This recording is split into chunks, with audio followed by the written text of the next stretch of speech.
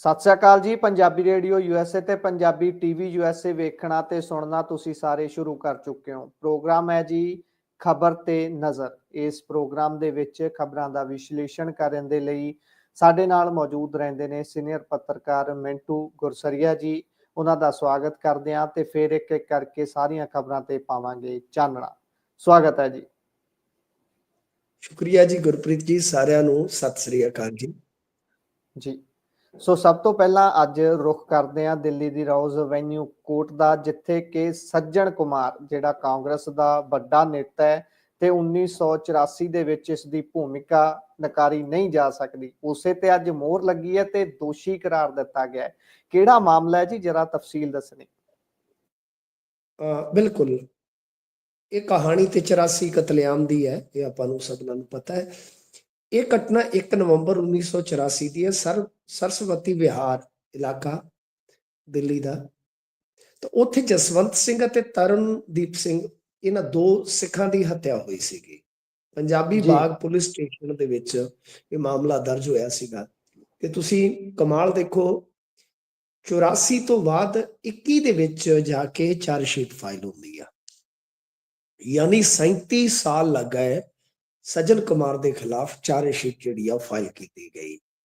ਤਾਂ ਉਸ ਤੋਂ ਬਾਅਦ ਫਿਰ ਹੁਣ ਜੇ ਦੇਖੀਏ ਤਾਂ 4 ਸਾਲਾਂ ਦੇ ਵਿੱਚ ਇਹ ਟ੍ਰਾਇਲ ਜਿਹੜਾ ਪੂਰਾ ਹੁੰਦਾ ਹੈ ਤੇ ਇਹਨੂੰ ਦੋਸ਼ੀ ਕਰਾਰ ਜਿਹੜਾ ਦੇ ਦਿੱਤਾ ਗਿਆ। ਤਾਂ ਫਿਲਹਾਲ ਸਜ਼ਾ ਦਾ ਐਲਾਨ ਜਿਹੜਾ ਹੈ ਉਹ ਬਾਅਦ ਦੇ ਵਿੱਚ ਹੋਏਗਾ।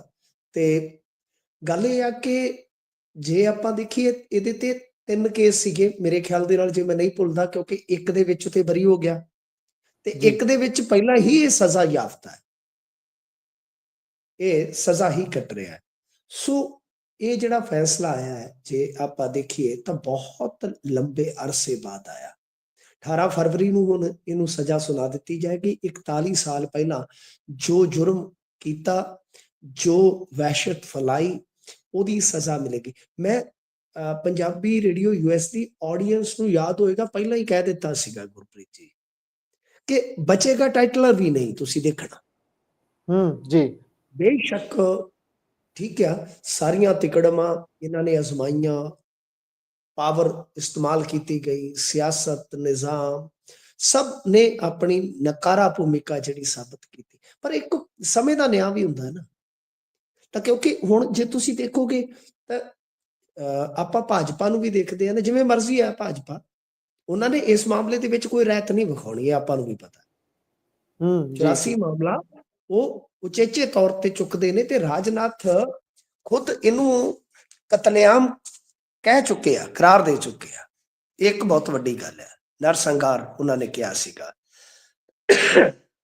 ਮਾਫ ਕਰਨਾ, ਅਜੇ ਠੀਕ ਨਹੀਂ ਹੈ ਸਿਹਤ, तो ਇਸ ਕਰਕੇ ਖਾਂਸੀ ਕਾਫੀ ਹੈ। ਤਾਂ ਗੁਰਪ੍ਰੀਤ ਜੀ, ਭਾਜਪਾ ਇਸ ਟ੍ਰਾਇਲ ਨੂੰ ਤਾਂ ਲੈ ਗਈ, ਤਾਂ ਮੈਨੂੰ ਲੱਗਦਾ ਕਿ ਟਾਈਟਲਰ ਵਾਲਾ ਮਾਮਲਾ ਵੀ, ਕਿਉਂਕਿ ਉੱਥੇ ਵੀ ਜੇ ਤੁਸੀਂ ਦੇਖੋਗੇ ਨਾ, ਇੱਕ ਚੀਜ਼ ਜਿਹੜੀ ਹੈ ਉਹ ਨਿਆਂ ਦੇ ਹੱਕ 'ਚ ਕੀ ਜਾਂਦੀ ਆ, ਕਿਉਂਕਿ ਟਾਈਟਲਰ ਸਾਬਕਾ ਐਮਪੀ ਆ ਤੇ ਅੱਜ ਕੱਲ ਤੁਹਾਨੂੰ ਪਤਾ ਜਿਹੜੇ ਸਾਬਕਾ ਐਮਪੀ ਆ, ਮੌਜੂਦਾ ਐਮਪੀ ਆ, ਸਾਬਕਾ ਐਮਐਲਏ ਆ, ਮੌਜੂਦਾ ਐਮਐਲਏ ਆ, ਉਹਨਾਂ ਦੇ ਕੇਸ ਜਿਹੜੇ ਆ ਫਾਸਟ ਟਰੈਕ ਤੇ ਮੁਕਾਏ ਜਾਂਦੇ ਨੇ। ਯਾਦ ਹੋਣਾ ਤੁਹਾਨੂੰ ਵਿਰਸਾ ਸਿੰਘ ਵਲਟੋਆ ਦਾ ਵੀ ਕੇਸ ਇਸੇ ਤਰ੍ਹਾਂ ਹੀ ਨਿਬੜਿਆ ਸੀਗਾ ਨਾ, ਬੜਾ ਹੀ ਪੁਰਾਣਾ ਸੀ ਉਹ, ਯਾਦ ਹੋਏਗਾ ਤੁਹਾਨੂੰ। ਤਾਂ ਉਹ ਇਸੇ ਕਰਕੇ ਮੈਰਿਟ ਤੇ ਆ ਗਿਆ ਨਾ ਕਿ ਭਾਈ ਜਿਹੜੇ ਇਹ ਨੁਮਾਇੰਦੇ ਨੇ, ਇਹਨਾਂ ਦੇ ਕੇਸ ਹੁਣ ਬਹੁਤੀ ਦੇਰ ਪੈਂਡਿੰਗ ਨਹੀਂ ਰੱਖੇ ਜਾ ਸਕਦੇ। ਸੋ ਲਿਹਾਜ਼ਾ ਉਹਦੇ 'ਚ ਵੀ ਮੈਨੂੰ ਉਮੀਦ ਆ, ਕਿਉਂਕਿ ਜਿਸ ਤਰ੍ਹਾਂ ਦੀਆਂ ਗਵਾਹੀਆਂ ਲੱਗ ਰਹੀਆਂ ਨੇ, ਜਿਸ ਤਰ੍ਹਾਂ ਦਾ ਟ੍ਰਾਇਲ ਚੱਲ ਰਿਹਾ ਹੈ, ਕਿ ਟਾਈਟਲਰ ਵੀ ਉਹਦੇ ਵਿੱਚ ਅੰਜਾਮ ਤੱਕ ਪਹੁੰਚੇਗਾ। ਬੇਸ਼ੱਕ ਕਹਿ ਸਕਦੇ ਹਾਂ ਕਿ ਦੇਰ ਨਾਲ ਸਹੀ, ਠੀਕ ਆ, ਅੱਧ ਅਧੂਰਾ ਹੀ ਸਹੀ, ਨਿਆਂ ਜਿਹੜਾ ਆਪਣਾ ਸਫ਼ਰ ਜ਼ਰੂਰ ਤੈਅ ਕਰ ਰਿਹਾ। ਇਹ ਇਸ ਗੱਲ ਦੀ ਤਸੱਲੀ ਜਾਂ ਸੰਤੁਸ਼ਟੀ ਕਹਿ ਲਓ ਕਿ ਨਿਆਂ ਪਸੰਦ ਲੋਕਾਂ ਨੂੰ ਜ਼ਰੂਰ ਹੋਏਗੀ। ਜੀ ਸੋ ਉਹੀ ਗੱਲ ਹੈ, ਜਿਸ ਤਰੀਕੇ ਨਾਲ ਤੁਸੀਂ ਆਖਿਆ ਕਿ ਦੇਰ ਜ਼ਰੂਰ ਹੋ ਸਕਦੀ ਹੈ ਪਰ ਹੋਣਾ ਸਾਰਾ ਕੁਝ ਹੀ ਹੈ, ਫੈਸਲੇ ਜ਼ਰੂਰ ਹੋਣਗੇ। ਅੱਗੇ ਚੱਲਦੇ ਹਾਂ, ਖਨੂਰੀ ਬਾਰਡਰ ਦੇ ਉੱਪਰੋਂ ਡੱਲੇਵਾਲ ਸਾਹਿਬ ਨੇ ਸੰਬੋਧਨ ਕੀਤਾ। ਬੇਸ਼ੱਕ 1 ਸਾਲ ਵੀ ਹੋ ਜਾਣਾ ਸਵੇਰੇ ਪੂਰਾ, ਤੇ ਕੀ ਸੰਬੋਧਨ ਦੇ ਵਿੱਚ ਉਹਨਾਂ ਨੇ ਆਖਿਆ ਜੀ? ਦੇਖੋ, ਜਿਹੜਾ ਡੱਲੇਵਾਲ ਹੋਰਾਂ ਦਾ ਸੰਬੋਧਨ ਆ ਉਹ ਕਈ ਨੁਕਤਿਆਂ 'ਚ, ਜਿਵੇਂ ਆਪਾਂ ਕਹਿ ਲਈਏ ਕਿ ਉਹ ਧੰਨਵਾਦ ਵੀ ਕਰਦੇ ਆ, ਕਿਸਾਨ ਮਹਾਪੰਚਾਇਤ ਨੂੰ ਸਫਲ ਬਣਾਉਣ ਵਾਸਤੇ ਅਪੀਲ ਵੀ ਕਰਦੇ ਆ। ਫਿਰ ਉਹ ਕਹਿੰਦੇ ਆ ਕਿ ਬਈ ਜੋ ਇੰਪਲੋਇਮੈਂਟ ਹੈ ਇਸ ਨੂੰ ਜ਼ਿਆਦਾ ਵਧਾਇਆ ਜਾਣਾ ਚਾਹੀਦਾ ਹੈ, ਤੇ ਨਾਲ ਐਗਰੀਕਲਚਰ ਸੈਕਟਰ ਦਾ ਹਵਾਲਾ ਦਿੰਦੇ ਆ ਕਿ ਜੇਕਰ ਇਹ ਐਗਰੀਕਲਚਰ ਸੈਕਟਰ ਮਜ਼ਬੂਤ ਹੁੰਦਾ ਹੈ ਤਾਂ ਰੁਜ਼ਗਾਰ ਜਿਹੜਾ ਜ਼ਿਆਦਾ ਦਿੱਤਾ ਜਾ ਸਕਦਾ ਹੈ। ਤਾਂ ਇਸ ਤਰ੍ਹਾਂ ਮਤਲਬ ਕਿ ਉਹਨਾਂ ਨੇ ਕਾਫੀ ਨੁਕਤੇ ਜਿਹੜੇ ਉਹ ਆਪਣੇ ਸੰਬੋਧਨ ਦੇ ਵਿੱਚ ਛੋਏ ਆ, ਤੇ ਨਾਲ ਕਿਹਾ ਕਿ ਪੂਰੇ ਦੇਸ਼ਵਾਸੀ ਜਿਹੜੇ ਆ ਉਹ ਦੇਸ਼ ਦੇ ਅੰਦਰ ਕੰਮ ਕਰਨਗੇ। ਸਰਕਾਰ ਨੂੰ ਹੱਥ ਜੋੜ ਕੇ ਉਹਨਾਂ ਨੇ ਬੇਨਤੀ ਕੀਤੀ ਕਿ ਇਸ ਖੇਤਰ ਨੂੰ ਮਜ਼ਬੂਤ ਕੀਤਾ ਜਾਵੇ। ਤਾਂ ਗੱਲ ਜਿਹੜੀ ਆ ਉਹ ਇਹੋ ਆ ਕਿ ਇੱਕ ਤਾਂ ਹੁਣ ਸਵੇਰੇ ਮਹਾਪੰਚਾਇਤ ਜਿਹੜੀ ਆ ਉਹਦੇ ਵਿੱਚ ਕਿਸ ਤਰ੍ਹਾਂ ਦਾ ਇਕੱਠ ਹੁੰਦਾ ਹੈ, ਕਿਸ ਤਰ੍ਹਾਂ ਉੱਥੇ ਗਾਂ ਕੋਈ ਹੋਰ ਮਤਾ ਪਗਾਇਆ ਜਾਂਦਾ ਹੈ, ਇਹ ਤੇ ਬਾਅਦ ਦੇ ਵਿੱਚ ਹੀ ਕਿਹਾ ਜਾ ਸਕਦਾ ਹੈ।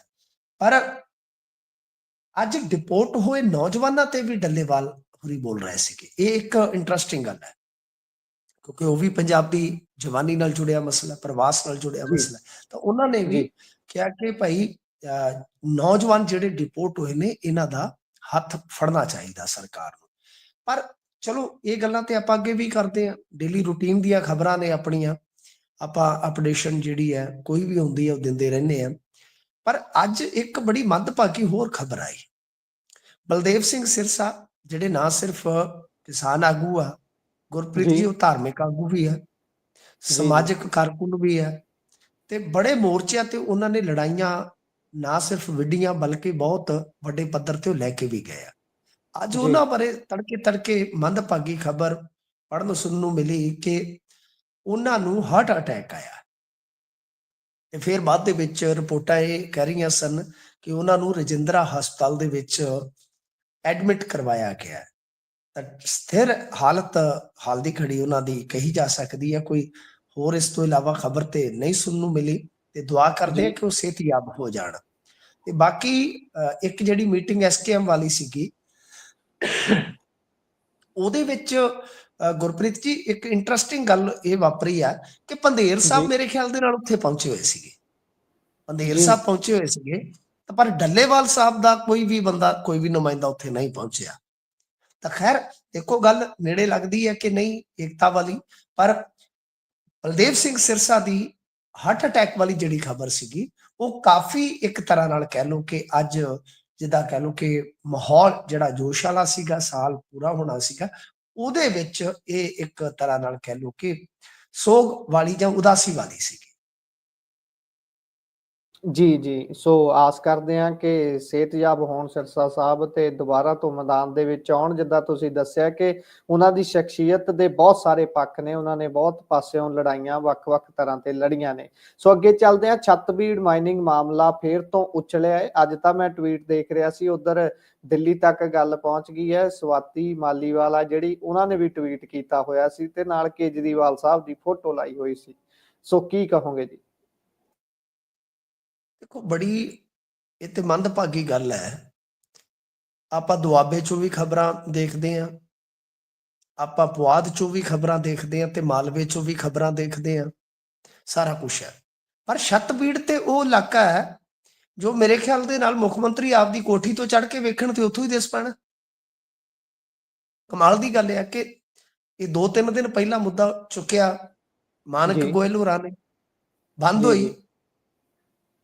ਕਿਉਂਕਿ ਦੇਖੋ ਜਿਨ੍ਹਾਂ ਕੋਲ ਠੇਕਾ ਹੈ ਉਹ ਸਰਕਾਰ ਦੇ ਬੰਦੇ ਆ, ਕੁਛ ਵਿਧਾਇਕਾਂ ਦਾ ਨਾਮ ਆਉਂਦਾ ਬਕਾਇਦਾ, ਤੇ ਇੱਕੋ ਹੀ ਠੇਕਾ ਹੈ ਡੀਸਿਲਟਿੰਗ ਦਾ, ਮਤਲਬ ਕਿ ਜੋ ਗਾਰਜੀ ਕੱਢਦੇ ਹੁੰਦੇ ਆ।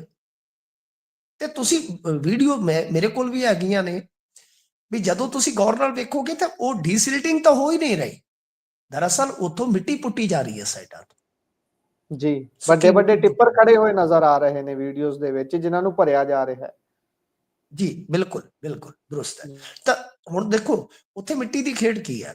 ਜੇ ਤੁਸੀਂ ਸਾਡੇ ਪਿੰਡਾਂ ਵੱਲ ਇੱਧਰ ਆਓਗੇ ਨਾ ਤਾਂ ਇੱਧਰ ਕੀ ਹੈ ਕਿ ਜੇ ਤੁਸੀਂ ਕਹੋ ਕਿ ਅਸੀਂ ਮਿੱਟੀ ਚੱਕੀਏ ਤੇ ਲੋਕ ਕਹਿਣਗੇ ਲੱਖ ਰੁਪਈਆ ਅਸੀਂ ਆਪਦੇ ਪੱਲਿਓਂ ਦੇਣਾ, ਕਿੱਲੇ ਚੋਂ ਮਿੱਟੀ ਚੱਕ ਲਓ ਜੀ।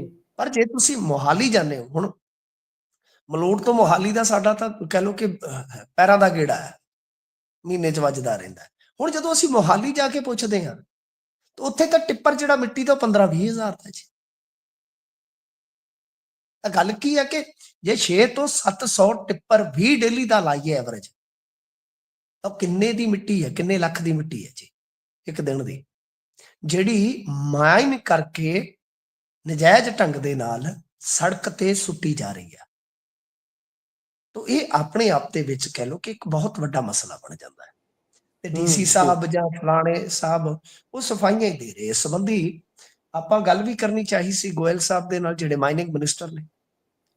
ਤਾਂ ਉਹਨਾਂ ਦੇ ਜਿਹੜੇ ਕੋਈ ਅਸਿਸਟੈਂਟ ਸੀਗੇ ਸਾਹਿਬ, ਉਹਨਾਂ ਨੇ ਫੋਨ ਚੁੱਕਿਆ ਵੀ ਮੇਰਾ ਜੀ, ਮੈਨੂੰ ਸਿਆਣਿਆ ਵੀ, ਤਾਂ ਕਹਿੰਦੇ ਜੀ ਕਿ ਰਵਿਦਾਸ ਜੀ ਦੀ ਜਯੰਤੀ ਅੱਜ, ਤੁਹਾਨੂੰ ਪਤਾ ਹੀ ਆ ਕਿ ਉਸ ਮੌਕੇ ਤੇ ਉਹ ਸਮਾਗਮ ਚ ਨੇ। ਫਿਰ ਮੈਂ ਦੂਸਰੀ ਵੀ ਗੱਲ ਨਹੀਂ ਕੀਤੀ, ਮੈਂ ਕਿਹਾ ਜੀ ਕੋਈ ਗੱਲ ਨਹੀਂ, ਉਹ ਗੱਲ ਕਰਨੀ ਚਾਹਣ ਤੇ ਮੋਸਟ ਵੈਲਕਮ ਹੈ, ਤੁਸੀਂ ਬੈਕ ਕਾਲ ਕਰ ਲੈਣਾ ਜੀ। ਪਰ ਉਸ ਤੋਂ ਬਾਅਦ ਉਹਨਾਂ ਦੀ ਕਾਲ ਨਹੀਂ ਆਈ। ਤਾਂ ਗੱਲ ਇਹ ਆ ਕਿ ਇਹ ਸਾਰਾ ਕੁਝ ਜੇ ਹੁਣ ਦਿੱਲੀ ਤੱਕ ਦਿਖਦਾ ਹੈ ਕਿ ਸਵਾਤੀ ਮਾਲੀਵਾਲ ਨੇ ਟਵੀਟ ਕਰ ਦਿੱਤਾ ਜਾਂ ਹੋਰ ਕੋਈ ਨੇਤਾ ਕਰੇਗਾ ਕੱਲ ਨੂੰ ਜੀ, ਤਾਂ ਫਿਰ ਭਗਵੰਤ ਮਾਨ ਹੋਰਾਂ ਨੂੰ ਕਿਉਂ ਨਹੀਂ ਦਿਖ ਰਿਹਾ? ਤੇ ਜੇ ਇਹਨਾਂ ਦਿਨਾਂ 'ਚ ਵੀ ਆ ਕੇ ਭਗਵੰਤ ਮਾਨ ਹੋਰਾਂ ਦਾ ਚਸ਼ਮਾ ਖਰਾਬ ਆ, ਤੇ ਮੈਨੂੰ ਲੱਗਦਾ ਕਿ ਆਉਣ ਵਾਲੇ ਸਮੇਂ 'ਚ ਖਾਨਾ ਹੀ ਖਰਾਬ ਹੋ ਜਾਣਾ। ਅੱਛਾ, ਤੁਸੀਂ ਦੇਖੋ ਕਿ ਇਹੋ ਜੀ ਮਾਰ ਵੱਜੀ ਆ। ਇੱਕ ਬਹੁਤ ਵੱਡਾ ਮਾਮਲਾ ਜਿਹੜਾ ਇਸ ਵੇਲੇ ਮਾਈਨਿੰਗ ਨਾਲ ਹੀ ਜੁੜਿਆ ਹੋਇਆ ਗੁਰਪ੍ਰੀਤ ਜੀ। ਤੇ ਇਹਦੇ ਵਿੱਚ ਤੁਸੀਂ ਦੇਖੋ ਕਿ ਕਮੀਨਗੀ ਕਿੱਡੀ ਤਗੜੀ ਆ। ਪੰਜਾਬੀ ਮੀਡੀਆ ਦੇ ਤੇ ਕੋਈ ਗੱਲ ਨਹੀਂ ਕਰਦਾ। ਹੁਣ ਇੱਕ ਹਿੰਦੀ ਅਖਬਾਰ ਲਗਾਤਾਰ ਇਹਦੇ ਤੇ ਰਿਪੋਰਟਿੰਗ ਕਰ ਰਿਹਾ। ਕੀ ਹੋਇਆ ਕਿ ਮਾਈਨਿੰਗ ਡਿਪਾਰਟਮੈਂਟ ਦੀ ਜਿਹੜੀ ਅਸਲ ਵੈਬਸਾਈਟ ਆ, ਉਹਦੇ ਵਿੱਚ ਇੱਕ ਡਾਈਵਰਜਨ ਬੱਗ ਪਾ ਕੇ 13 ਹੋਰ ਵੈਬਸਾਈਟਾਂ ਜਿਹੜੀਆਂ ਬਾਹਰਲੇ ਮੁਲਕ ਚੋਂ ਚਲਾਈਆਂ ਜਾ ਰਹੀਆਂ ਸੀਗੀਆਂ ਜੀ। ਤਾਂ ਜਦੋਂ ਉੱਥੋਂ ਇੱਕ ਓਰੀਜਨਲ ਟਿੱਪਰ ਵਾਲੀ ਪਰਚੀ ਨਿਕਲਦੀ ਸੀ, QR ਕੋਡ ਨਿਕਲਦਾ ਸੀਗਾ, ਤਾਂ ਦੂਸਰੀਆਂ ਜਿਹੜੀਆਂ ਰਲਦੀਆਂ ਮਿਲਦੀਆਂ ਵੈਬਸਾਈਟਾਂ ਨੇ, ਸੇਮ ਉਹੀ ਪਰਚੀਆਂ ਇੱਕੋ ਵੇਲੇ ਉਹਨਾਂ 13 ਵੈਬਸਾਈਟਾਂ ਤੋਂ 100 150 ਕੱਢ ਕੇ, ਤੇ ਜਿਹੜੇ 100 150 ਟਿੱਪਰ ਭਰੇ ਖਲੋਤੇ ਹੁੰਦੇ ਆ ਇਲੀਗਲ ਮਾਲ ਦੇ ਨਾਲ, ਉਹਨਾਂ ਤੇ ਜੈਨੂਅਨ ਇੱਕ ਤਰ੍ਹਾਂ ਨਾਲ ਸਲਿੱਪਾਂ ਲਾ ਕੇ, QR ਕੋਡ ਲਾ ਕੇ, ਉਹਨਾਂ ਨੂੰ 2 ਨੰਬਰੀਆਂ ਨੂੰ 1 ਨੰਬਰੀ ਚ ਕਰਕੇ ਹੁਣ ਤੱਕ ਦੱਸਦੇ ਕਿ 1000 ਕਰੋੜ ਰੁਪਏ ਦਾ ਘੁਟਾਲਾ ਕਰ ਦਿੱਤਾ ਗਿਆ। ਇਹ ਉਸ ਵੇਲੇ ਆ ਜਦੋਂ ਕੱਟੜ ਇਮਾਨਦਾਰ ਸਰਕਾਰ ਚੱਲਦੀ ਹੈ। ਜੇ ਬੇਈਮਾਨਾਂ ਦੀ ਸਰਕਾਰ ਹੋਵੇ ਤੇ ਸ਼ਾਇਦ 1000 ਕਰੋੜ ਦੀ ਜਗ੍ਹਾ ਤੇ ਹੁਣ ਤੱਕ 10,000 ਕਰੋੜ ਹੋ ਜਾਂਦਾ। ਤੇ ਕੱਟੜ ਇਮਾਨਦਾਰ ਹੈ ਨਾ। ਤਾਂ ਗੱਲ ਇਹ ਆ ਕਿ ਮਾਈਨਿੰਗ ਵੀ ਨਹੀਂ ਰੁਕ ਰਹੀ, ਮਾਈਨਿੰਗ ਦੇ ਨਾਮ ਤੇ ਇਹ ਠੱਗੀ ਠੋਰੀ ਵੀ ਨਹੀਂ ਰੁਕ ਰਹੀ।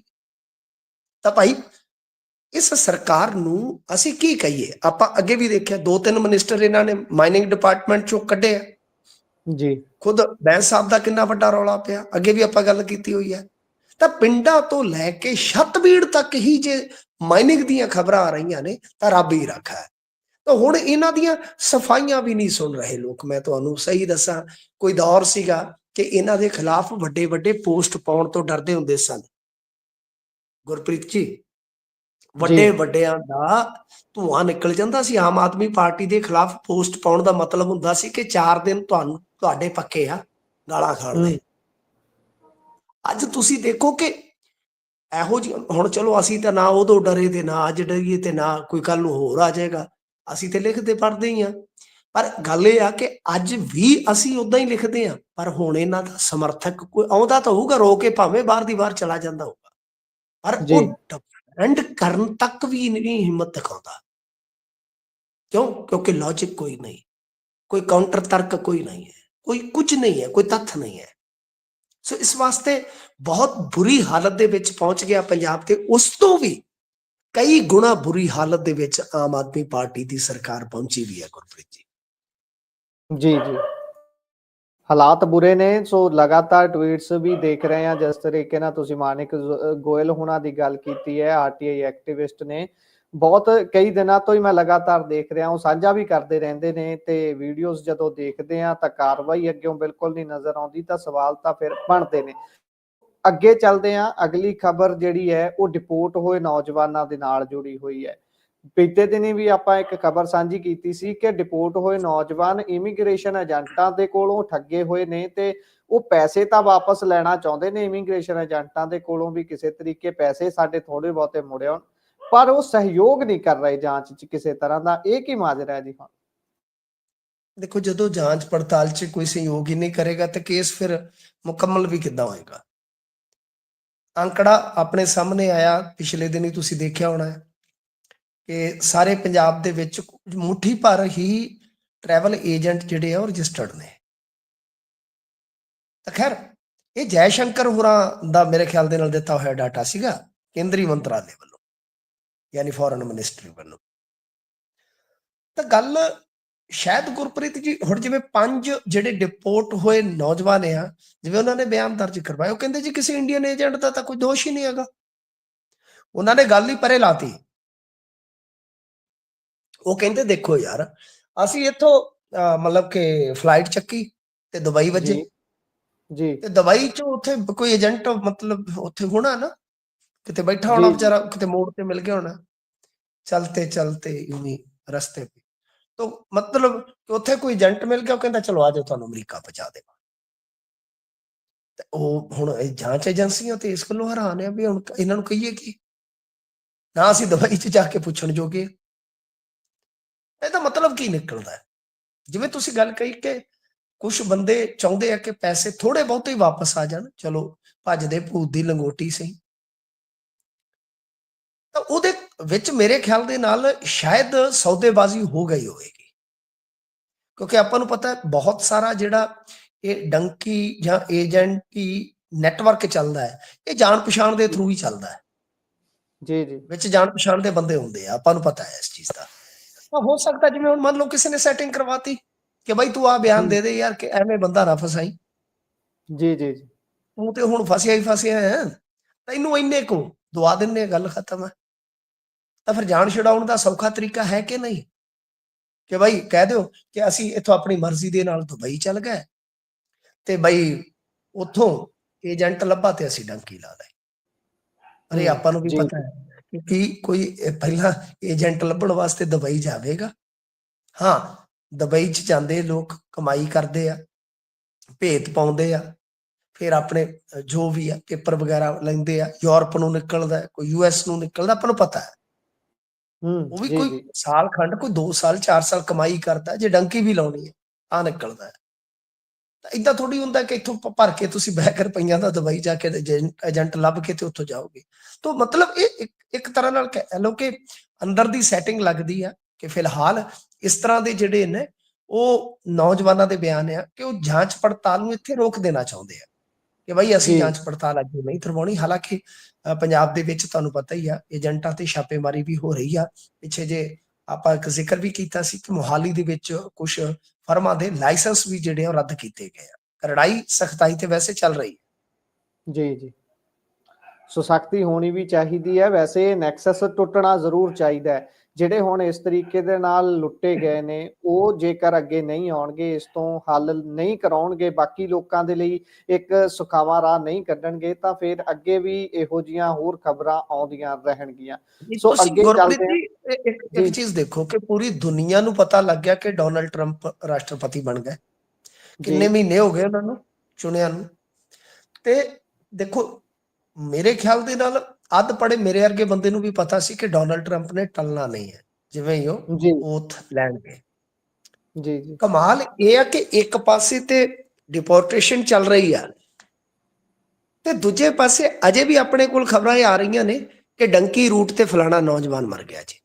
ਜੀ ਜੀ ਜੀ ਮਤਲਬ ਇਹਦਾ ਅਰਥ ਇੱਕ ਇਹ ਵੀ ਨਿਕਲਦਾ ਹੈ ਨਾ, ਠੀਕ ਆ ਡੰਕੀ ਲਵਾਉਣ ਵਾਲੇ ਗਲਤ ਹੋ ਸਕਦੇ ਆ, ਮੈਂ ਕੋਈ ਉਹਨਾਂ ਦਾ ਪੱਖ ਨਹੀਂ ਪੂਰ ਰਿਹਾ, ਪਰ ਖੁਦ 5 ਰੁਪਈਆਂ ਦੀ ਲੈ ਕੇ ਮਗਰ ਦੌੜਨ ਵਾਲੇ ਦੋਸ਼ ਮੁਕਤ ਤੇ ਉਹ ਵੀ ਨਹੀਂ ਹੈ ਨਾ।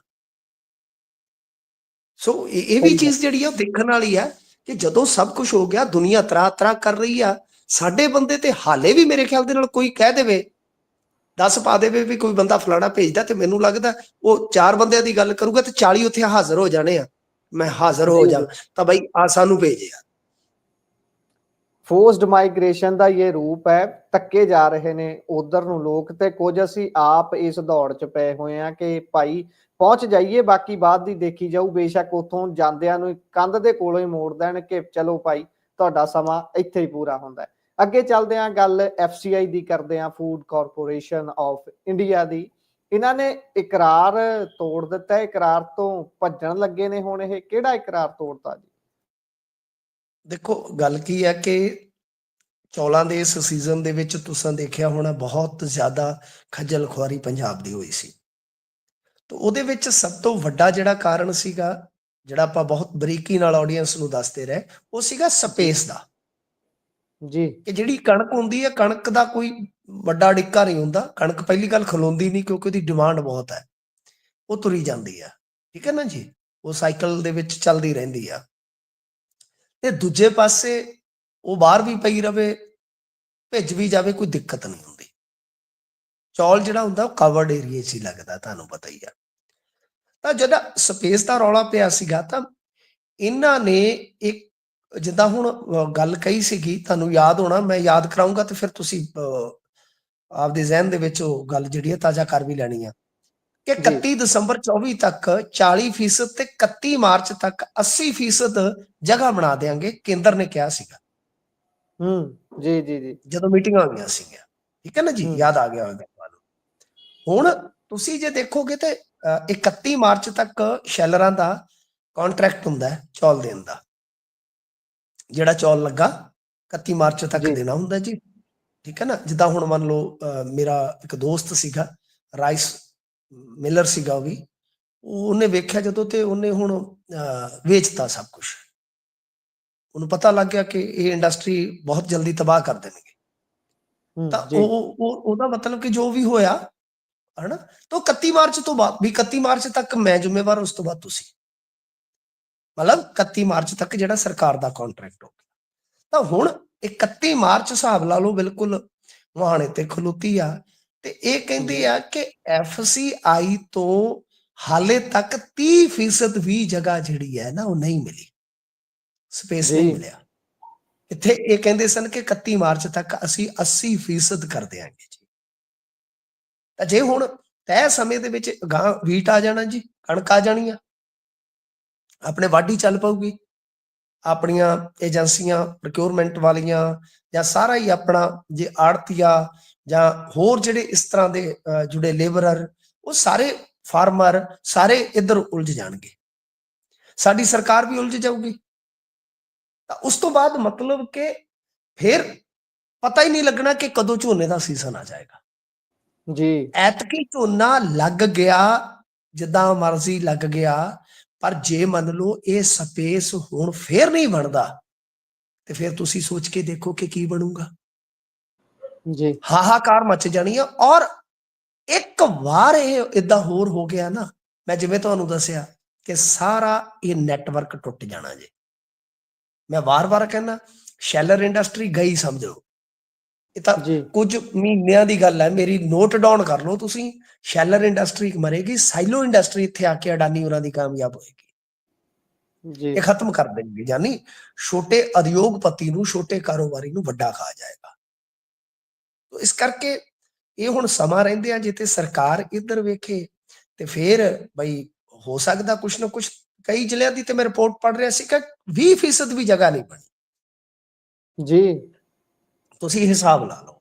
ਤਾਂ ਗੱਲ ਇਹ ਆ ਕਿ ਬਈ ਮਿਲਰ ਕਿੰਨੀ ਕੁ ਦੇਰ, ਆੜਤੀਏ, ਫਾਰਮਰ ਕਿੰਨੀ ਕੁ ਦੇਰ ਤੱਕ ਪਰੇਸ਼ਾਨੀਆਂ ਚੱਲਣਗੀਆਂ।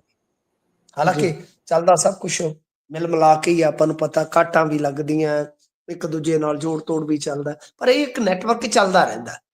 ਪਰ ਜੇ ਇਦਾਂ ਹੀ ਕੰਮ ਰਿਹਾ ਤੇ ਮੇਰੇ ਖਿਆਲ ਦੇ ਨਾਲ ਬਹੁਤੀ ਦੂਰ ਤੱਕ ਇਹ ਆਪਣਾ ਢਾਂਚਾ ਜਾਣਾ ਨਹੀਂ ਜੀ। ਸੋ ਵੇਖਾਂਗੇ ਬਣਦਾ ਕੀ ਹੈ, ਪਰ ਹੌਲੀ ਹੌਲੀ ਇਹ ਜਦੋਂ ਸਿੱਧੇ ਰਾਹ ਨਹੀਂ ਆ ਸਕੇ, ਤਾਂ ਟੇਢੇ ਰਾਸਤੇ ਆ ਕੇ ਕਬਜ਼ਾ ਤਾਂ ਹੁਣ ਕਿਸੇ ਤਰੀਕੇ ਕਰਨਾ ਹੀ ਹੈ ਨਾ ਮਾਰਕੀਟ ਤੇ। ਪਰ ਆਪਾਂ ਅੱਗੇ ਚੱਲਦੇ ਹਾਂ, ਸਿਹਤ ਵਿਵਸਥਾ ਦੀ ਪੰਜਾਬ ਦੀ ਗੱਲ ਕਰਦੇ ਹਾਂ। ਕਹਿੰਦੇ ਫੰਡਾਂ ਤੋਂ ਪ੍ਰਭਾਵਿਤ ਹੋਣ ਲੱਗੀ ਹੈ ਹੁਣ ਸਿਹਤ ਵਿਵਸਥਾ। ਕਿਤੇ ਤਾਂ ਬੱਤੀ ਚਲੀ ਜਾਂਦੀ ਹੈ ਚੱਲਦੇ ਆਪਰੇਸ਼ਨ ਦੇ ਦੌਰਾਨ, ਕਿਤੇ ਇਹ ਦਿੱਲੀ 'ਚ ਜਾ ਕੇ ਗਿਣਾ ਦਿੰਦੇ ਨੇ ਕਿ 850 ਤੋਂ ਵੱਧ ਅਸੀਂ ਮੁਹੱਲਾ ਕਲੀਨਿਕ ਖੋਲਤੇ ਨੇ, ਜਿਨ੍ਹਾਂ ਤੋਂ ਅੱਧੇ ਤਾਂ ਕਹਿੰਦੇ ਕੇਂਦਰ ਵਾਲੇ ਹੀ ਆਪਣੇ ਪੂਲ ਦੇ ਅੰਡਰ, ਜਾਂ ਫਿਰ ਕਹਿ ਲਈਏ ਆਪਣੇ ਬੈਨਰ ਦੇ ਅੰਡਰ ਲੈ ਗਏ ਨੇ। ਪਰ ਇਹ ਹੁਣ ਫੰਡ ਘਟੇ ਕਿੱਥੇ ਨੇ ਜੀ? ਦੇਖੋ ਗੱਲ ਇਹ ਆ ਕਿ ਇਹਨਾਂ ਦੀਆਂ ਇਹੀ ਕਰਤੂਤਾਂ ਮਾੜੀਆਂ ਨੇ। ਬੰਦਾ ਮਾੜਾ ਨਹੀਂ ਹੁੰਦਾ, ਕਹਿੰਦੇ ਬੰਦੇ ਦੀ ਕਰਤੂਤਾਂ ਮਾੜੀਆਂ ਹੁੰਦੀਆਂ। ਵੀ ਉਹ ਪਹਿਲਾਂ ਤੇ ਆਹੀ ਆ ਜਿਹੜੀਆਂ ਤੁਸੀਂ ਕਿਹਾ, ਕਲੀਨਿਕਾਂ ਬਣਾਉਣੀਆਂ ਜੀ, ਬਣਾਉਣੀਆਂ। ਉਹ ਐਸਾ ਝੰਜਟ ਪਿਆ, ਉਹਨਾਂ ਨੇ ਇਹਨਾਂ ਨੂੰ ਐਸਾ ਦਖੂਦਾਣਾ ਦਿੱਤਾ ਕਿ ਮੁੜ ਕੇ 100 ਡੰਡਾ ਵੀ ਖਾਦਾ, 100 ਗੰਡਾ ਵੀ ਖਾਣਾ ਪਿਆ। ਤਾਂ ਤੁਸੀਂ ਹੁਣ ਦੇਖੋ ਕਿ ਉਹ ਪੈਸਾ ਜਿਹੜਾ ਨੈਸ਼ਨਲ ਹੈਲਥ ਮਿਸ਼ਨ ਦਾ ਸੀਗਾ ਸਭ ਐਸਾ ਰੁਕਿਆ, ਐਸਾ ਰੁਕਿਆ। ਇਸ ਵੇਲੇ ਸਟੇਟ ਦਾ ਕੀ ਹਾਲ ਹੈ? ਜਿਹੜੇ 52% ਪ੍ਰਾਇਮਰੀ ਹੈਲਥ ਸੈਂਟਰ ਹੈ ਉਹਨਾਂ ਦੇ ਵਿੱਚ ਲੇਬਰ ਰੂਮ ਹੀ ਹੈ ਨਹੀਂ ਸਰ ਜੀ। ਮਤਲਬ ਕਿ ਲੇਬਰ ਰੂਮ ਤੱਕ ਨਹੀਂ ਹੈਗਾ ਸਾਹਿਬ। ਇਹ ਬਹੁਤ ਇੱਕ ਤਰ੍ਹਾਂ ਨਾਲ ਕਹਿ ਲਓ ਆਵਾਜ਼ਾਰ ਕਰਨ ਵਾਲੀ ਸਾਡੇ ਕੋਲ ਰਿਪੋਰਟ ਹੈ। ਪੰਜਾਬ ਇੱਕੋ ਯਾਨੀ ਕਹਿ ਲਓ ਕਿ ਵਾਹਿਦ ਸੂਬਾ ਹੈ ਜਿਹਨੂੰ ਫੰਡ ਹੀ ਨਹੀਂ ਆ ਰਿਹਾ ਕੇਂਦਰ ਦਾ। ਠੀਕ ਹੈ ਨਾ ਜੀ। ਤੇ ਜਾਂ ਲਕਸ਼ਦੀਪ ਹੈ ਉੱਥੇ ਬਹੁਤ ਤੁਹਾਨੂੰ ਪਤਾ ਛੋਟਾ ਜਿਹਾ ਹੀ ਹੈ, ਤੇ ਜੀ ਜੀ ਜਾਂ ਉਹਨਾਂ ਨੂੰ ਇਹਦਾ ਕੋਈ ਲਾਭ ਨਹੀਂ ਮਿਲਿਆ ਹੁਣ ਤੱਕ। ਯਾਨੀ ਇਹੋ ਜੀ ਸਥਿਤੀ ਹੈ ਕਿ ਪੰਜਾਬ ਬੇਸਿਕ ਲਾਈਫ ਸਪੋਰਟ ਤੇ ਐਡਵਾਂਸ ਲਾਈਫ ਸਪੋਰਟ ਐਂਬੂਲੈਂਸ ਵੀ ਨਹੀਂ ਖਰੀਦ ਪਾ ਰਿਹਾ ਜੀ। ਇਹ ਬਹੁਤ ਵੱਡੀਆਂ ਗੱਲਾਂ ਨੇ। 2021 ਦੇ ਵਿੱਚ ਜ਼ਰੂਰ ਇਹਨਾਂ ਨੂੰ 61 ਕਰੋੜ ਰੁਪਈਆ ਇਸ ਤਰ੍ਹਾਂ ਮਿਲਿਆ ਸੀਗਾ ਇਹਨਾਂ ਚੀਜ਼ਾਂ ਵਾਸਤੇ। 22-23 ਵਿੱਚ 78 ਕਰੋੜ ਸੀਗਾ ਸ਼ਾਇਦ, 23-24 ਚ 79 ਕਰੋੜ। ਤੇ ਹਰਿਆਣੇ ਦੇ ਵਿੱਚ ਜੇ ਤੁਸੀਂ ਦੇਖੋਗੇ ਬਈ 2024 ਤੱਕ 581 ਐਂਬੂਲੈਂਸ ਤੇ ਪੇਸ਼ੈਂਟ ਟਰਾਂਸਪੋਰਟ ਵਾਹਨਾਂ ਦੀ ਖਰੀਦ ਕੀਤੀ ਗਈ ਹੈ ਜੀ। ਇਹ ਤੁਸੀਂ ਦੇਖੋ, ਯਾਨੀ ਉਹਨਾਂ ਨੂੰ ਭਰਪੂਰ ਫੰਡ ਮਿਲ ਰਹੇ ਨੇ, ਭਰਪੂਰ ਫੰਡ ਮਿਲ ਰਹੇ ਨੇ। ਸੋ ਇਹ ਆਪਣੇ ਆਪ ਦੇ ਵਿੱਚ ਕਹਿ ਲਓ ਕਿ ਜਿਹੜੀਆਂ ਇਸ ਤਰ੍ਹਾਂ ਦੀਆਂ ਰਿਪੋਰਟਾਂ ਆ ਰਹੀਆਂ ਨੇ ਇਹ ਸਾਨੂੰ ਬਹੁਤ ਹੈਰਾਨ ਕਰਦੀਆਂ ਨੇ। ਤਾਂ ਬਈ ਇਹ NHM ਦੇ ਜਿਹੜੇ ਫੰਡਾਂ ਦਾ ਰੌਲਾ ਪਿਆ, ਉਸ ਤੋਂ ਬਾਅਦ ਉਹਨਾਂ ਨੇ ਐਸਾ ਸਾਡੇ ਗਲ 'ਚ ਗੂਠਾ ਦਿੱਤਾ ਹੋਇਆ ਕਿ ਗੱਲਾਂ ਹੀ ਛੱਡ ਦਿਓ। ਉਹ ਤਾਂ ਪਹਿਲਾਂ ਹੀ ਗਲ 'ਚ ਗੂਠਾ ਦੇਣ ਨੂੰ ਤਿਆਰ ਰਹਿੰਦੇ ਨੇ। ਸੋ ਇਸ ਵਾਸਤੇ ਮੇਰੇ ਖਿਆਲ ਦੇ ਨਾਲ ਇਹ ਤੇ ਕੋਈ ਹੁਣ ਜਿਹੜੇ ਭਾਜਪਾ ਵਾਲੇ ਆ ਉਹ ਹੀ ਥੋੜਾ ਜਿਹਾ ਦੇਖ ਲੈਣ ਯਾਰ, ਕਿ ਤੁਸੀਂ ਉਹ ਕਰਾਓ ਕੁਛ ਨਾ ਕੁਛ। ਹੁਣ ਹਾਂ ਤੁਹਾਡੀ ਸਰਕਾਰ ਆਪੇ ਲੋਕ ਬਣਾ ਦੇਣਗੇ, ਕੁਛ ਨਾ ਕੁਛ ਕਰੋ ਨਾ। ਕਿਉਂਕਿ ਆਪਾਂ ਨੂੰ ਪਤਾ ਹੈ ਇਹਨਾਂ ਚੀਜ਼ਾਂ ਦੀ ਲੇਬਰ ਰੂਮ ਜੇ ਪ੍ਰਾਇਮਰੀ ਹੈਲਥ ਸੈਂਟਰਾਂ 'ਚ ਹੈ ਨਹੀਂ ਤਾਂ ਗਰੀਬ ਨੂੰ ਹੀ ਮਾਰ ਹੈ ਜੀ। ਜਾਂ ਕਹਿ ਲਓ ਕਿ ਜੇ ਬੇਸਿਕ ਐਂਡ ਐਡਵਾਂਸ ਕੋਈ ਲਾਈਫ ਸਪੋਰਟ ਐਂਬੂਲੈਂਸ ਖਰੀਦੀ ਜਾਊਗੀ ਤਾਂ ਉਹਦਾ ਫਾਇਦਾ ਗਰੀਬ ਨੂੰ ਆ। ਤਗੜੇ ਕੋਲ ਤੇ ਗੱਡੀ ਹੁੰਦੀ ਆ ਆਪਦੀ, ਤੁਹਾਨੂੰ ਪਤਾ ਹੀ ਆ। ਜੀ ਜੀ। ਸੋ ਇਸ ਕਰਕੇ ਇਹਨਾਂ ਚੀਜ਼ਾਂ ਵੱਲ ਜਿਹੜਾ ਹੈ ਨਾ ਧਿਆਨ ਦੇਣ ਦੀ ਜ਼ਰੂਰਤ ਹੈ। ਮੈਂ ਤੇ ਕਹਿੰਦਾ ਕਿ ਕੋਈ ਹਾਂ ਦਾ ਨਾਰਾ ਮਾਰੋ। ਭਾਜਪਾ ਵਾਲੇ ਕਿਹੜੇ ਖੁੱਡ 'ਚ ਵੜ ਕੇ ਬੈਠੇ ਆ ਕਿ ਤੁਸੀਂ ਕੁਝ ਕਰ ਲਓ, ਲੋਕ ਤੁਹਾਨੂੰ ਕੱਲ ਨੂੰ ਚੁਣ ਸਕਦੇ ਆ। ਬਈ ਕੁਝ ਕਰਕੇ ਤੇ ਦਿਖਾਓ। ਜੀ ਇਹ ਤਾਂ ਹੈ ਜੀ। ਜੀ ਸੋ ਅਗਲੀ ਖਬਰ ਦਾ ਰੁਖ ਕਰਦੇ ਹਾਂ। ਸੁਪਰੀਮ ਕੋਰਟ ਨੇ ਬੜੀ ਤਲਖ ਜੀ ਟਿੱਪਣੀ ਦਿੱਤੀ ਹੈ ਫ੍ਰੀ ਬੀਜ ਨੂੰ ਲੈ ਕੇ ਕਿ ਤੁਸੀਂ ਚੋਣਾਂ ਦੇ ਲਾਗੇ ਜਾ ਕੇ ਲੁਭਾਵਣੇ ਜੇ ਵਾਅਦੇ ਤਾਂ ਕਰ ਲੈਂਦੇ ਹੋ, ਤੁਸੀਂ ਲੋਕਾਂ ਨੂੰ ਨਿਕੰਮੇ ਜੇ ਬਣਾ ਰਹੇ ਹੋ। ਕਿਆ ਕੀ ਹੈ ਆਖਰ ਚ ਪੂਰੀ ਟਿੱਪਣੀ ਕੀ ਹੈ ਜੀ? ਦੇਖੋ ਗੁਰਪ੍ਰੀਤ ਜੀ, ਫ੍ਰੀ ਬੀਜ਼ ਇੱਕ ਤੇ ਇਹ ਆ ਕਿ ਸੰਵਿਧਾਨ ਦੇ ਵਿੱਚ ਆਪਣੇ ਸੋਸ਼ਲ ਵੈਲਫੇਅਰ ਸ਼ਬਦ ਹੈਗਾ, ਠੀਕ ਹੈ ਨਾ ਜੀ। ਤਾਂ ਆਪਾਂ ਇਸੇ ਕਰਕੇ ਜਦੋਂ ਗੱਲ ਕਰਦੇ ਆ ਨਾ ਤਾਂ ਇਹਨੂੰ ਆਪਾਂ ਮਿਕਸ ਪੂੰਜੀਵਾਦ ਬੋਲਦੇ ਹੁੰਦੇ ਆ। ਜਿਵੇਂ ਪੱਛਮ ਦੇ ਵਿੱਚ ਹੈ, ਅਮਰੀਕਾ ਦੇ ਵਿੱਚ ਵੀ ਆ, ਆਪਣੀ ਆਡੀਅנס ਨੂੰ ਪਤਾ ਹੈ ਕਿ ਇਹਨਾਂ ਵਾਸਤੇ ਹੈਲਥ ਕੇਅਰ ਵੀ ਹੁੰਦੀ ਹੈ, ਸਕੀਮ ਵੀ ਹੁੰਦੀ ਹੈ, ਤਾਂ ਟੈਕਸ ਵੀ ਭਰਪੂਰ ਲੈ ਜਾਂਦੇ ਆ। ਠੀਕ ਹੈ ਜੀ, ਹੈ ਕਾਰਪੋਰੇਟ ਮਾਡਲ, ਪਰ ਕੁਝ ਸਹੂਲਤਾਂ ਦਿੱਤੀਆਂ ਜਾਂਦੀਆਂ ਵੈਲਫੇਅਰ ਵਾਸਤੇ। ਤਾਂ ਵਾਮਾ ਹੈਲਥ ਕੇਅਰ ਪੂਰੀ ਦੁਨੀਆ 'ਚ ਮਸ਼ਹੂਰ ਸਕੀਮ ਸੀਗੀ ਸਰ। ਤਾਂ ਉਹਦਾ ਇੰਡੀਆ ਵੀ ਆ ਕਿ ਸੋਸ਼ਲ ਵੈਲਫੇਅਰ ਸ਼ਬਦ ਹੈ ਆਪਣੇ ਸੰਵਿਧਾਨ ਦੇ ਵਿੱਚ। ਇਹ ਹੁਣ ਚਲੋ ਹੈ ਤਾਂ ਇਹਨਾਂ ਚੀਜ਼ਾਂ ਵਾਸਤੇ ਜੇ ਆਪਾਂ ਦੇਖੀਏ ਕਿ ਹਾਂ ਬਈ ਗਰੀਬ ਬਹੁਤ ਜ਼ਿਆਦਾ ਪਛੜੇ ਲੋਕ, SC ਭਾਈਚਾਰਾ, ST ਭਾਈਚਾਰਾ, ਕਿ ਉਹਨਾਂ ਦੇ ਬੱਚਿਆਂ ਨੂੰ ਸਹੂਲਤਾਂ ਮਿਲਣ, ਉਹਨਾਂ ਨੂੰ ਸਹੂਲਤਾਂ ਮਿਲਣ। ਪਰ ਗਾਂ ਇਹ 100 ਸਾਲ ਦਾ ਇਤਿਹਾਸ ਹੀ ਆ ਵੈਸੇ ਭਾਰਤ ਦੀ ਰਾਜਨੀਤੀ ਦਾ, ਕਿ ਫਿਰ ਇਹਨਾਂ ਨੇ ਇਹ ਲੋਲੀਪੌਪ ਬਣਾ ਲਿਆ ਹੌਲੀ ਹੌਲੀ। ਤਾਂ ਅਸਲ ਦੇ ਵਿੱਚ ਮੁੱਦਾ ਕੀ ਸੀਗਾ ਕਿ ਇਹ ਪਿਛਲੇ ਸਾਲ ਦੀ, ਮੈਂ ਤੁਹਾਨੂੰ ਥੋੜਾ ਜਿਹਾ ਬੈਕਗਰਾਉਂਡ ਦੱਸ ਦੇਵਾਂ ਤਾਂ ਪਤਾ ਲੱਗੇਗਾ। ਕਿਉਂਕਿ ਇਲੈਕਸ਼ਨ ਕਮਿਸ਼ਨ ਨੂੰ 24 ਚ ਨੋਟਿਸ ਭੇਜਿਆ ਗਿਆ ਸੀਗਾ ਫ੍ਰੀ ਬੀਜ਼ ਤੇ ਕਿ ਤੁਸੀਂ ਕੀ ਕਰ ਸਕਦੇ ਹੋ। ਉਹਨਾਂ ਨੇ ਕਿਹਾ ਕਿ ਦੇਖੋ ਸਰ, ਸਾਡਾ ਇਹਦੇ ਚ ਕੀ, ਅਸੀਂ ਕਿਵੇਂ ਰੈਗੂਲੇਟ ਕਰ ਸਕਦੇ ਹਾਂ ਜੀ। ਠੀਕ ਹੈ ਨਾ, ਅਸੀਂ ਕਿਵੇਂ ਰੈਗੂਲੇਟ ਕਰ ਸਕਦੇ ਹਾਂ ਇਸ ਨੂੰ। ਬਈ ਗੱਲ ਇਹ ਆ ਕਿ ਇਹ ਵਾਅਦਾ ਕਰਦੇ ਆ, ਸਾਡੇ ਕੋਲ ਰੋਕਣ ਵਾਸਤੇ ਕੋਈ ਚੀਜ਼ ਹੈ ਨਹੀਂ, ਕਿ ਕਾਨੂੰਨ ਨਹੀਂ ਹੈਗਾ ਜੀ। ਤੇ ਜਦੋਂ ਆਉਂਦੇ ਉਹ ਨੀਤੀਗਤ ਫੈਸਲਾ ਬਣ ਜਾਂਦਾ, ਅਸੀਂ ਫਿਰ ਉਸ ਤੋਂ ਬਾਅਦ ਅਸੀਂ ਰੋਕ ਨਹੀਂ ਸਕਦੇ। ਤਾਂ ਇਹ ਤੁਸੀਂ ਤੈਅ ਕਰੋ ਕਿ ਫ੍ਰੀ ਸਕੀਮਸ ਦੀ ਜਿਹੜੀ ਆ ਉਹ ਮਤਲਬ ਕਿ ਫ੍ਰੀ ਵੀਜ਼ ਦੀ ਉਹ ਵਿਆਖਿਆ ਤੁਸੀਂ ਤੈਅ ਕਰ ਦਿਓ ਸਰ। ਜੀ ਤਾਂ ਗੇਂਦ ਆ ਗਈ ਸੀ ਸੁਪਰੀਮ ਕੋਰਟ ਦੇ ਪਾਲੇ 'ਚ। ਤਾਂ ਅੱਜ ਕਾਫੀ ਤਲਖ ਟਿੱਪਣੀ ਜਿਹੜੀ ਆ ਉਹ ਵੇਖਣ ਨੂੰ ਮਿਲੀ ਆ ਕਿ ਕੋਰਟ ਨੇ ਇੱਥੋਂ ਤੱਕ ਕਿਹਾ ਕਿ ਬਈ ਤੁਸੀਂ ਫ੍ਰੀ ਵੀਜ਼ ਦੇ ਜਿਹੜੇ ਐਲਾਨ ਕਰਦੇ ਹੋ ਗਲਤ ਆ। ਲੋਕਾਂ ਨੂੰ ਫ੍ਰੀ ਰਾਸ਼ਨ ਦਾ ਭੁੱਸ ਪਾ ਕੇ ਤੁਸੀਂ ਤੇ ਉਹਨਾਂ ਨੂੰ ਐਸੀ ਇੱਕ ਜਮਾਤ ਦੇ ਤੌਰ ਤੇ ਬਦਲ ਰਹੇ ਹੋ ਕਿ ਉਹ ਕੰਮ ਹੀ ਨਹੀਂ ਕਰਨਾ ਚਾਹੁੰਦੇ। ਤੁਸੀਂ ਉਹਨਾਂ ਨੂੰ ਰੁਜ਼ਗਾਰ ਕਿਉਂ ਨਹੀਂ ਦਿੰਦੇ? ਤਾਂ ਗੱਲ ਬਹੁਤ ਇਹ ਵੀ ਹੁਣ ਦਿਲਚਸਪ ਹੋ ਜਾਏਗੀ। ਇਹਦੇ ਵਿੱਚ ਕਿਉਂਕਿ ਸਾਰੀਆਂ ਪਾਰਟੀਆਂ ਆਪਾਂ ਨੂੰ ਪਤਾ ਕਿਸ ਤਰ੍ਹਾਂ ਦੀਆਂ ਫ੍ਰੀ ਵੀਜ਼ ਦਿੰਦੀਆਂ ਨੇ। ਆਪਾਂ ਦੇਖਿਆ ਹੀ ਭਾਰਤੀ ਜਨਤਾ ਪਾਰਟੀ, ਮੋਦੀ ਸਾਹਿਬ ਬੇਸ਼ੱਕ ਨਿੰਦਿਆ ਕਰਦੇ, ਨਖੇਦੀ ਕਰਦੇ ਆ, ਪਰ ਬਕਾਇਦਾ ਇਲੈਕਸ਼ਨਾਂ ਦੇ ਵਿੱਚ ਭਾਰਤੀ ਜਨਤਾ ਪਾਰਟੀ ਆਪਣੇ ਸੰਕਲਪ ਪੱਤਰ ਜਾਰੀ ਕਰਦੀ ਹੈ ਜੀ। ਸੋ ਇਸ ਕਰਕੇ ਇਹ ਹੁਣ ਇੰਟਰਸਟਿੰਗ ਹੋਏਗੀ ਜਿਹੜੀ ਜਿੰਨੀ ਵੀ ਸੁਣਵਾਈ ਅਗਾਂਹ ਆਪਾਂ ਦੇਖਾਂਗੇ। ਤਾਂ ਇਹਦੇ ਵਿੱਚ ਹੋ ਸਕਦਾ ਕਿ ਆਉਣ ਵਾਲੇ ਸਮੇਂ ਦੇ ਵਿੱਚ ਕੋਈ ਗੱਲ ਤਣ ਪੱਤਣ ਲੱਗ ਜਾਵੇ ਜੀ। ਇਲੈਕਟੋਰਲ ਰਿਫਾਰਮਸ ਦੇ ਨਾਂ ਤੇ ਸਿਰਫ ਪੇਪਰ ਤੋਂ ਮਸ਼ੀਨ ਤੱਕ ਦਾ ਸਫ਼ਰ ਹੀ ਨਹੀਂ ਹੋਣਾ ਚਾਹੀਦਾ, ਉਹਦੇ 'ਚ ਇਹ ਵੀ ਚੀਜ਼ਾਂ ਬਦਲਣੀਆਂ ਚਾਹੀਦੀਆਂ ਕਿ ਤੁਸੀਂ ਨਵੀਆਂ ਪਿਰਤਾਂ ਪਾਓ ਤੇ ਇਹ ਸਾਰੀਆਂ ਚੀਜ਼ਾਂ ਜਿਹੜੀਆਂ ਲੁਭਾਵਣੇ ਵਾਅਦੇ ਕਰਕੇ ਲੋਕਾਂ ਨੂੰ ਉਲਝਾ ਕੇ ਉਹਨਾਂ ਦਾ ਕੀਮਤੀ ਮੱਤ ਲੈ ਲਿਆ ਜਾਂਦਾ ਹੈ, ਉਸ ਨੂੰ ਰੋਕਿਆ ਜਾਵੇ। ਸੋ ਮਿੰਟੂ ਜੀ, ਤੁਸੀਂ ਖਬਰਾਂ ਦੇ ਉੱਪਰ ਚਾਨਣਾ ਪਾਇਆ। ਆਪਣੇ ਪ੍ਰੋਗਰਾਮ ਦਾ ਸਮਾਂ ਇੱਥੇ ਹੀ ਸਮਾਪਤ ਹੁੰਦਾ ਜੀ। ਤੁਹਾਡਾ ਬਹੁਤ ਬਹੁਤ ਧੰਨਵਾਦ। ਧੰਨਵਾਦ ਜੀ, ਸ਼ੁਕਰੀਆ। ਸੋ ਇਹ ਸਨ ਜੀ ਸਾਡੇ ਨਾਲ ਮਿੰਟੂ ਗੁਰਸਰੀਆ ਜੀ, ਜਿਨ੍ਹਾਂ ਨੇ ਵੱਖ-ਵੱਖ ਖਬਰਾਂ ਦਾ ਵਿਸ਼ਲੇਸ਼ਣ ਤੁਹਾਡੇ ਲਈ ਕੀਤਾ ਹੈ। ਤੁਹਾਨੂੰ ਪ੍ਰੋਗਰਾਮ ਕਿਹੋ ਜਿਹਾ ਲੱਗਿਆ? ਤੁਸੀਂ ਆਪਣੇ ਵਿਚਾਰ ਰਾਏ ਟਿੱਪਣੀਆਂ ਸਾਡੇ ਨਾਲ ਸੋਸ਼ਲ ਮੀਡੀਆ ਦੇ ਜ਼ਰੀਏ ਸਾਂਝਾ ਕਰ ਸਕਦੇ ਹੋ। ਜੁੜੇ ਰਹੋ ਪੰਜਾਬੀ ਰੇਡੀਓ ਤੇ ਪੰਜਾਬੀ ਟੀਵੀ USA ਦੇ ਨਾਲ। ਧੰਨਵਾਦ। ਸਤਿ ਸ਼੍ਰੀ ਅਕਾਲ।